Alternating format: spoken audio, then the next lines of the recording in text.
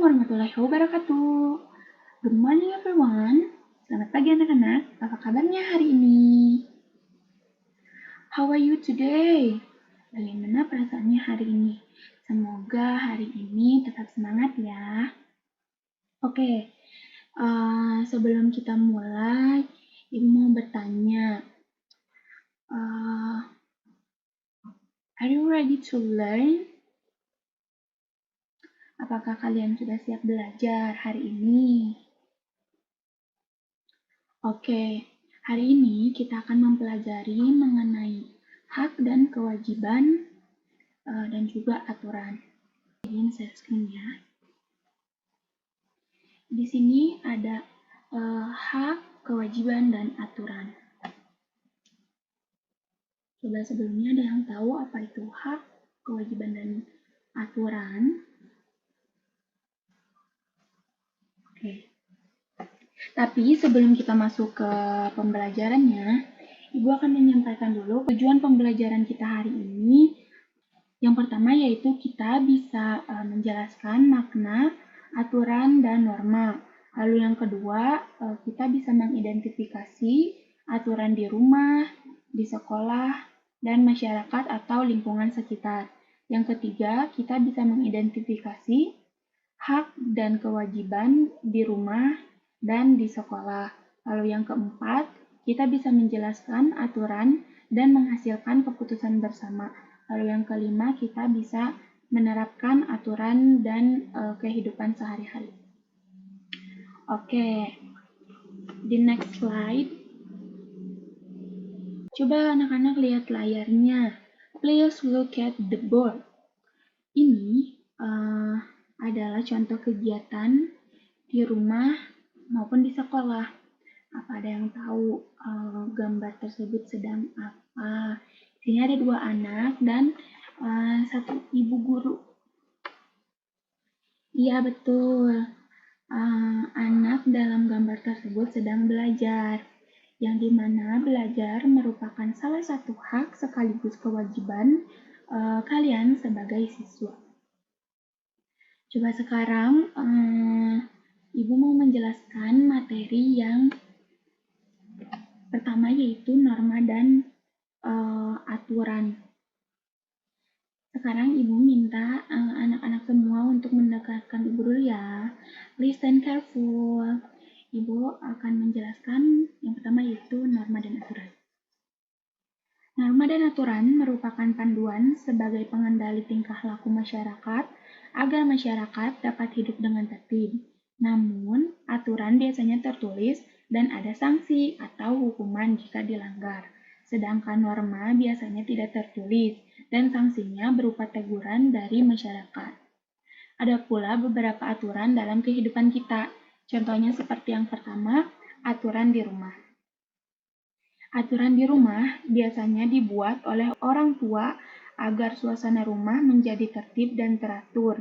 Contoh aturan yang biasanya ada di rumah, yang pertama yaitu seperti merapikan tempat tidur setelah bangun tidur. Lalu yang kedua, pamit sebelum keluar rumah dan mengucapkan salam saat masuk ke rumah. Lalu yang ketiga, yaitu menjaga kebersihan rumah dan masih banyak lagi. Lalu yang kedua ada aturan di sekolah. Aturan di sekolah disebut juga tata tertib. Tata tertib dibuat oleh pihak sekolah, yaitu kepala sekolah dan guru. Tata tertib sekolah dibuat secara tertulis. Kita dapat melihat tulisan berisi tata tertib sekolah di dinding atau di perpustakaan ya biasanya. Lalu ada juga beberapa contoh tata tertib di sekolah. Seperti yang pertama, yaitu datang ke sekolah tepat waktu. Lalu yang kedua, yaitu memakai seragam sesuai jadwal dengan rapi. Lalu yang ketiga, menghormati guru dan masih banyak lagi contohnya. Selanjutnya ada aturan di masyarakat atau di lingkungan sekitar. Yang dimana tetangga adalah orang yang tinggal di sekitar rumahmu. Tetangga dapat dikatakan sebagai orang terdekatmu. Agar tercipta hubungan yang rukun dengan tetangga, terdapat aturan di lingkungan sekitar rumahmu. Ada aturan yang tertulis dan yang tidak tertulis. Contohnya, aturan tertulis di lingkungan sekitar atau di masyarakat yaitu yang pertama, tamu warga harus melapor kepada ketua RT. Lalu yang kedua yaitu larangan membuang sampah sembarangan. Yang ketiga yaitu tamu warga harus membuka kaca kendaraan untuk memeriksa petugas agar lebih safety. Baik, selanjutnya kita masuk ke materi yaitu hak dan kewajiban di rumah dan di sekolah.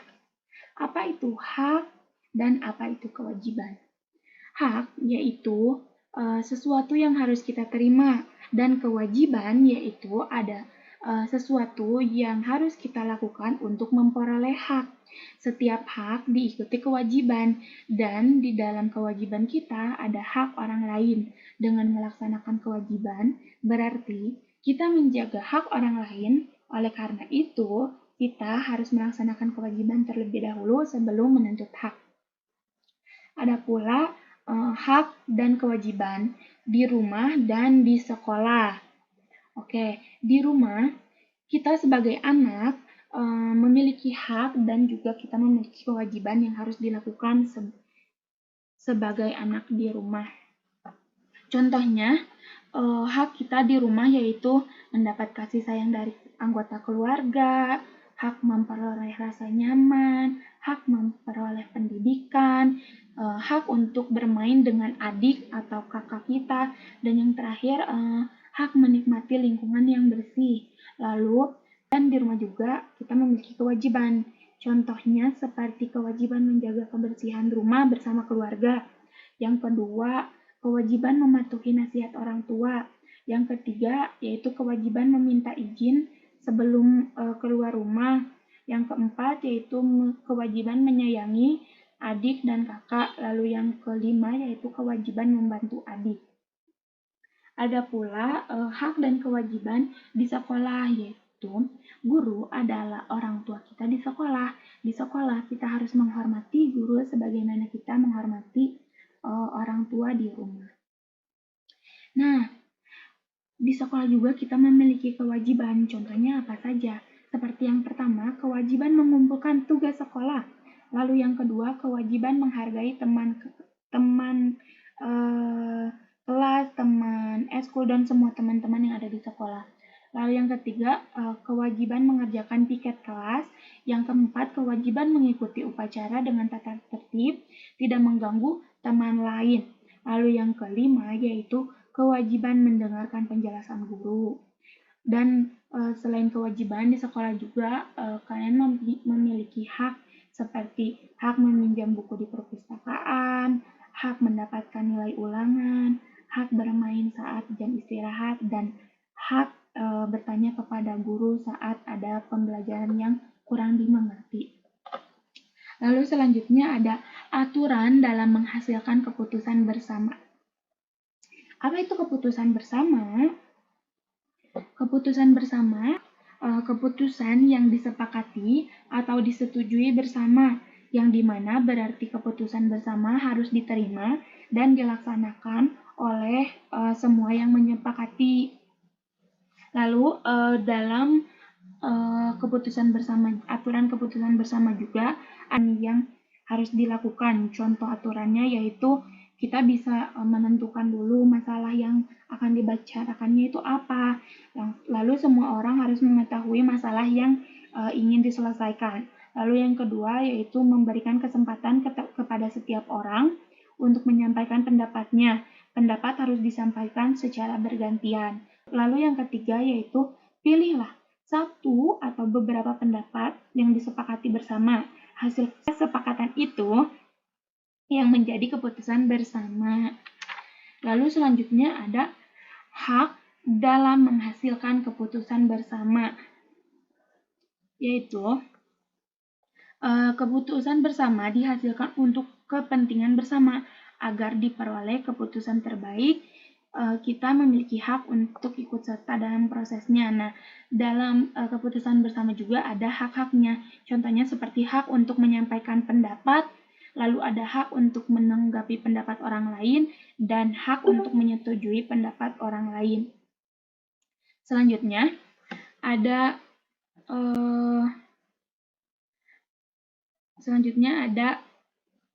kewajiban dalam proses menghasilkan keputusan bersama.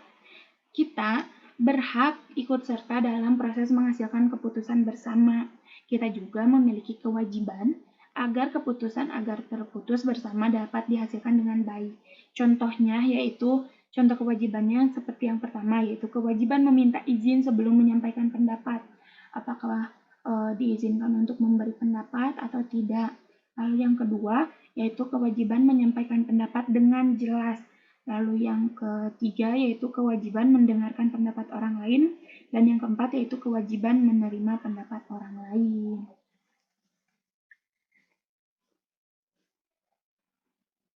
Setelah materi yang tadi Ibu sampaikan, apakah ada yang ingin ditanyakan? Apakah anak-anak semua sudah paham? Oke, paham ya semua, is the clear. Baik, kalau gitu Ibu lanjutkan ke sesi pembelajaran selanjutnya, yaitu kita akan mengerjakan tugas. Tugasnya yaitu buatlah 3-4 orang untuk berdiskusi. Diskusi apa? Yaitu diskusi tata tertib yang ada di lingkungan sekolah. Baik.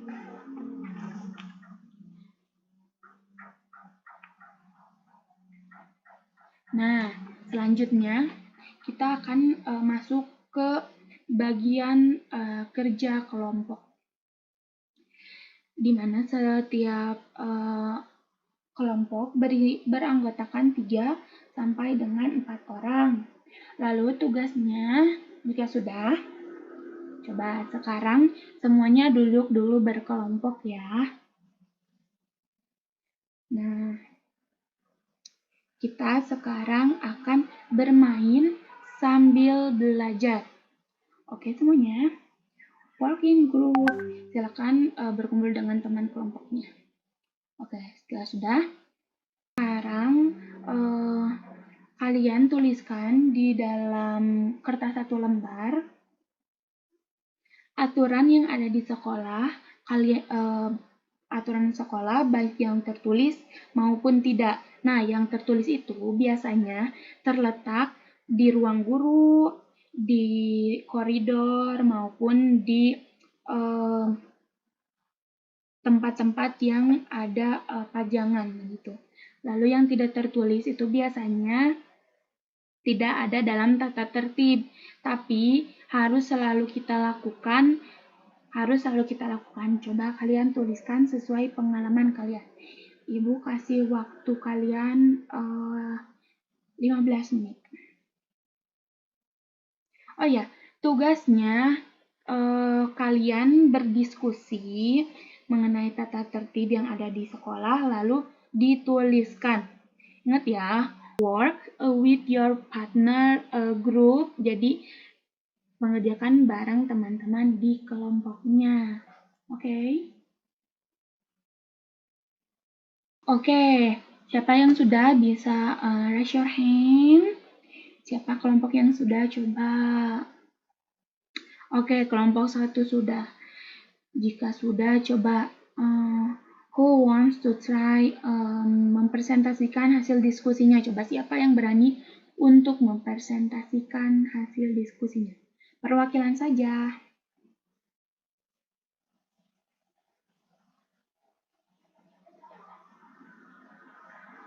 Oke, good job kelompok 1. Jawabannya sangat hebat. Nah, di sini kelompok 1 menjawab tata tertib yang tertulis itu, yaitu yang pertama, ada waktu dan kehadiran, di mana siswa harus hadir 15-20 menit sebelum kegiatan pembelajaran berlangsung.